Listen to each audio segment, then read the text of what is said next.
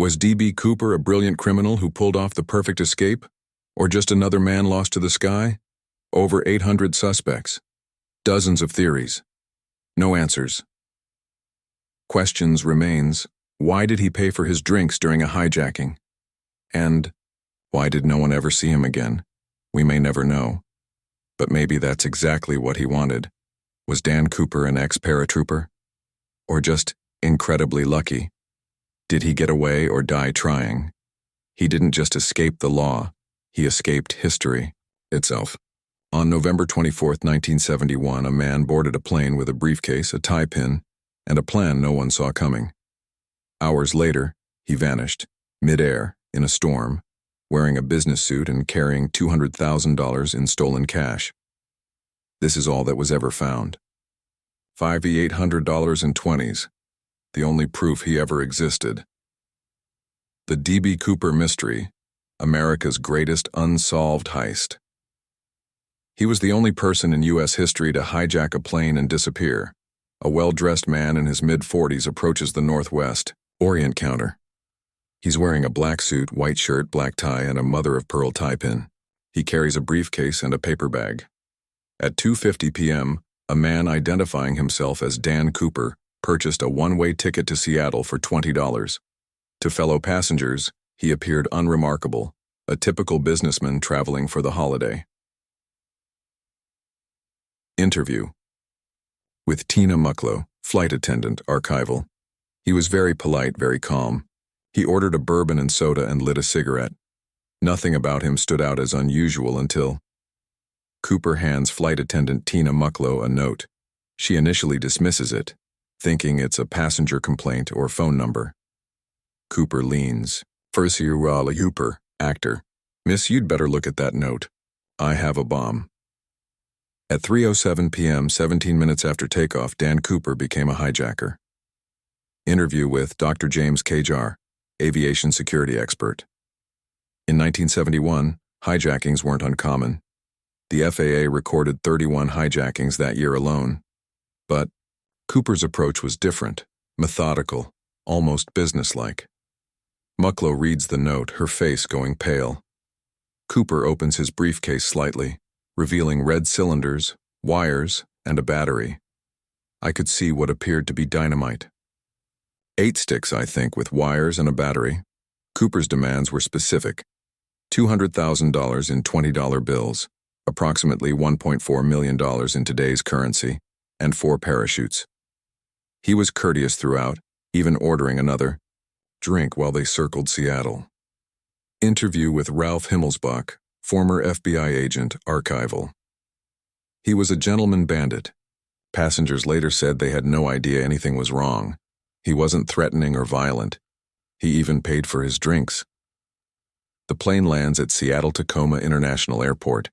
Cooper releases the 36 passengers after receiving the money and parachutes. He keeps several crew members aboard. At 5:45 p.m., Cooper received his ransom, 10,000 $20 bills in a canvas bag. He examined the parachutes carefully, selecting the better 2 and discarding the others. Then came his final demand. Coopery. Want you to fly to Mexico City. Keep the landing flaps down, wheels down, and fly at minimum speed around 200 knots. Stay below 10,000 feet. The act of vanishing interview with Captain William Scott. The pilot, those specifications were very specific. Cooper knew aircraft. The configuration he requested would slow us down considerably and was optimal for a parachute jump. At 8:01 p.m., Flight 305 took off again, heading south through deteriorating weather. Heavy rain and winds up to 60 mph battered the Boeing 727 as it flew over the dense forests of southwestern Washington. In the plane, Cooper sits alone in the back, wearing a business suit and a parachute. He lights another cigarette. At 8:13 p.m., the crew feels a sudden upward movement of the plane's tail section. First Officer William Ratuxakwe experienced what's called a Cooper vein deployment, the aft stairs extending. That's when we knew he had jumped.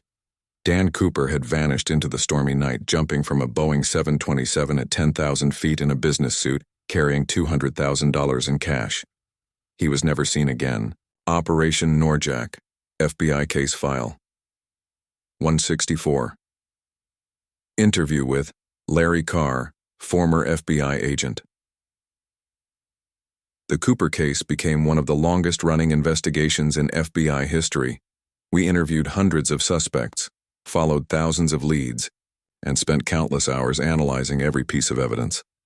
The FBI's investigation, codenamed Norjack, would span 45 years.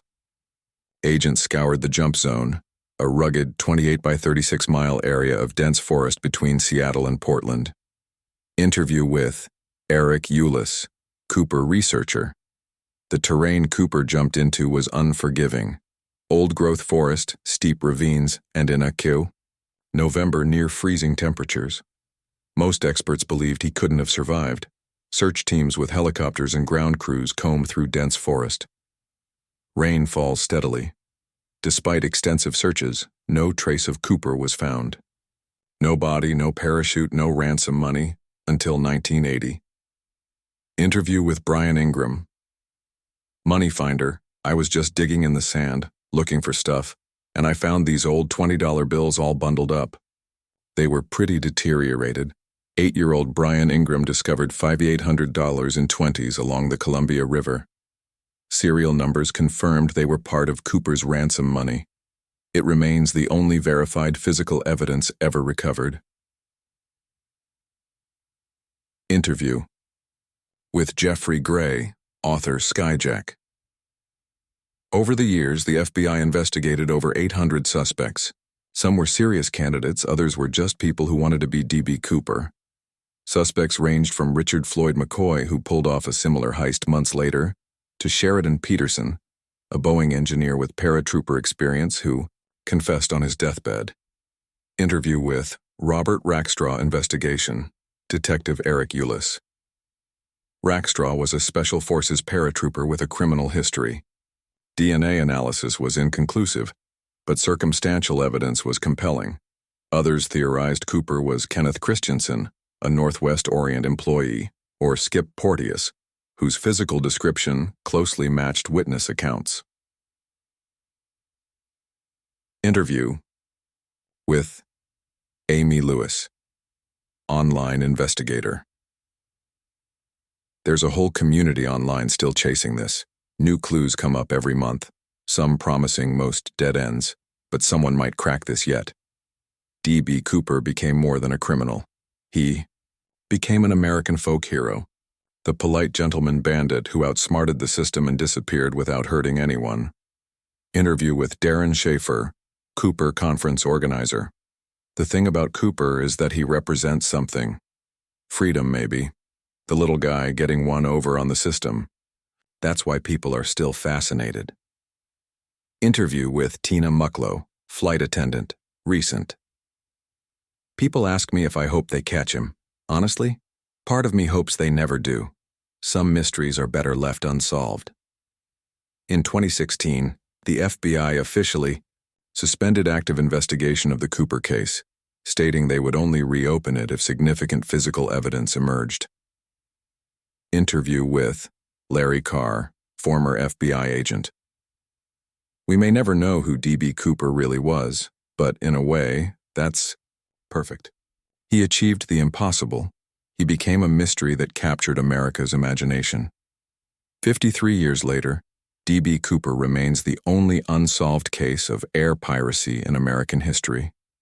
Did he survive the jump? Was he an experienced paratrooper or a lucky amateur? Was Dan Cooper even his real name? The questions persist, but perhaps that's exactly what Cooper intended. In an age where privacy is extinct and every secret eventually comes to light, D.B. Cooper achieved something remarkable. He vanished completely, taking his secrets with him into the stormy Pacific Northwest night. The only thing we know for certain is this. On November 24, 1971, a man in a business suit walked onto a plane as Dan Cooper and walked into legend as D.B. Cooper. The D.B. Cooper case remains open. The FBI continues to review tips and evidence. If you have information regarding this case, please contact your local FBI office. The FBI changed air travel security forever because of this case. The DB. Cooper mystery. 25 unanswered questions. Identity and motive. Who was Dan Cooper really? Was that even his real name? Was he an ex-military paratrooper, a pilot, or just a lucky amateur? What motivated him? Desperation, greed, rebellion, or something else entirely? Did he plan the hijacking for years, or was it a spur-of-the-moment decision? Why choose Thanksgiving Eve? Was it symbolic or strategic? The Jump 6. How did he survive jumping from a plane at night in a storm, wearing a business suit? Could he have known how to deploy the aft stairs mid-flight, or was that pure luck? 8. Did he use the correct parachute, or did he unknowingly take a dummy one? Was he an expert skydiver, or just incredibly lucky? 10. Why didn't he request a backup parachute if he knew what he was doing? The money. 11. Where is the rest of the ransom money? Only $5,800 was ever found. Did he spend any of it before disappearing, or did he leave it behind? Could more money still be buried somewhere in the Pacific Northwest? Why didn't he try to cash travelers' checks or otherwise surface after the jump? 15. If he survived, did he live off the grid using a new identity? The flight crew. 16. Why didn't Cooper harm anyone, despite having explosives and full control of the plane? 17. Did any of the crew suspect anything unusual about his behavior before the note? 18. Why did he pay for his drinks during the hijacking? 19. Was there any collusion with the crew, or was he truly flying solo? 10. Did the flight attendants notice anything suspicious about his appearance or mannerisms? Suspects and Legacy. 21. Why did so many people claim to be DB Cooper, and why were none of them proven? Could Cooper have been someone who died with